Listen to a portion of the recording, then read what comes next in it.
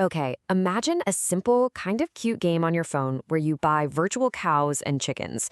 Now, imagine that same game becoming the heart of one of the biggest, most audacious financial scams in a country's entire history.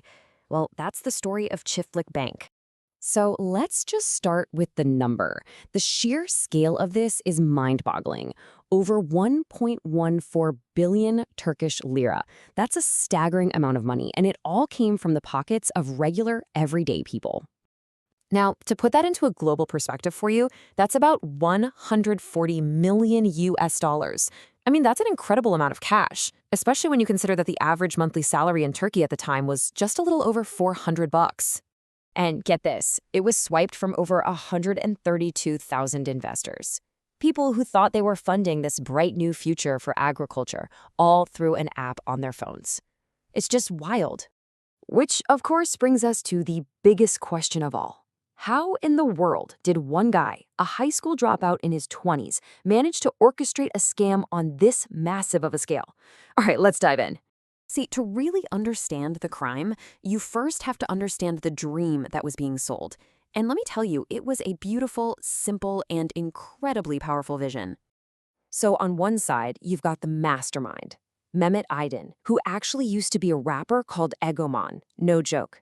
And on the other side, you've got his pitch, Çiftlik Bank, this revolutionary app that was supposed to connect your digital investment with real-world, local farming. And the promise he was selling? Oh, it was just brilliant. It was so seductive. You could buy a virtual cow on your phone and earn real money from it. They'd even send you actual honey, cheese, and milk right to your doorstep. You weren't just some investor, you were a pioneer. You were helping build a new, high-tech national agricultural revolution. But here's the thing. This perfect pastoral image wasn't built on soil and hard work. No, it was built on a very carefully constructed playbook of digital deception. Aydin's strategy was, you have to admit, kind of genius in how cynical it was. First, he built just enough physical stuff, a few fake farm facilities for photo ops and publicity events, to create this illusion of reality. Then, he brought in celebrities that people knew and trusted. And finally, he wrapped the entire scheme up in the Turkish flag. And this quote right here, this is where it gets really clever. It's from a popular actor, a guy Aydin hired, speaking at a big opening ceremony. He didn't frame Çiftlik Bank as just an investment. No, he pitched it as a patriotic crusade against big, bad foreign powers. He told people they weren't just buying virtual cows, they were building a stronger Turkey. This is a classic con artist tactic, by the way. It's called affinity fraud, where you exploit a shared identity, like nationality or religion, to get people to trust you and lower their guard. And for about a year and a half, this patriotic farm-to-table image worked like a charm. But behind the scenes, the money wasn't going into barns or pastures. The reality was a whole lot more digital. So investors truly believed their hard-earned money was going right here, into simple, honest-to-goodness agriculture. They pictured rolling hills, happy livestock, a return to the land. But here's the real story. The money wasn't in barns, it was on the blockchain. Aydin was taking all that new investor money and gambling it on the super volatile world of Bitcoin. The only farms that really existed were Bitcoin mining farms. So yeah, at its core, this was a classic Ponzi scheme, just supercharged with crypto. Early investors got paid profits, but that money was just the cash flowing in from new investors. The whole thing was balanced on a knife's edge, totally dependent on the price of Bitcoin. So when the crypto market took a dive and not enough new money was coming in, the whole house of cards just came crashing down. But the collapse of the scheme? That was just the beginning. What happened next revealed something really unsettling about how we as a society react when a shared dream turns into a total nightmare.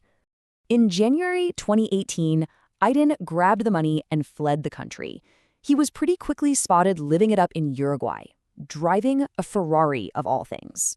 And while he's enjoying his freedom, his victims back home, they weren't met with sympathy. They faced this wave of public ridicule, mockery that went on for years until he finally gave himself up in 2021.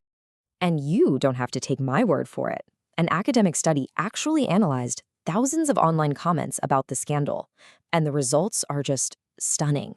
For every single comment that showed any empathy for the victims, there were almost 60 filled with sarcasm, insults, and just plain mockery. The public wasn't just unsympathetic. They were actively hostile. The study basically concluded that the public's anger was overwhelmingly aimed at the people who lost their savings, not the guy who stole it. The victims were so shamed that they were pretty much silenced.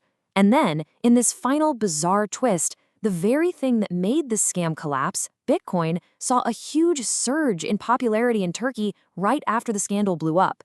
It's such a strange and troubling outcome. And what about the founder, Mehmet Aydin himself? When he finally came back, his legal defense was just as audacious as the crime. He actually argued that when he named his company Çiftlik Bank, he wasn't talking about a financial institution. He might have meant bank as in, a park bench. It was their fault, he claimed, if they misunderstood. The nerve. This whole saga just leaves us with this really tough question, doesn't it? The pitch was perfect. It tapped into national pride, into hope, into this desire for a better future. When a lie is that good, who's really more to blame? The person who sold the lie, or the society that turns around and shames the people who just dared to believe it?